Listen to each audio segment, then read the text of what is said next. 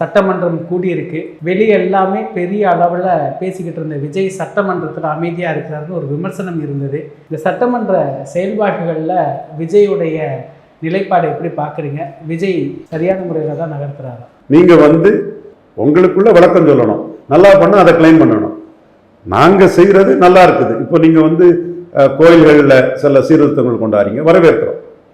அடுத்தபடியாக இன்னைக்கு சிஎம்டிஏயே முடிவு பண்ணிடலாம், மினிஸ்ட்ரிக்கு போய் காசு வாங்கணும்னு இல்லை, சிஎம்டிஏ முடிவு பண்ணிடலாம், டிரான்ஸ்பரண்டாக முடிவு பண்ணிடலாம், குறுகிய காலத்துக்குள்ளே முடிவு பண்ணலாம் கொண்டு வரீங்க.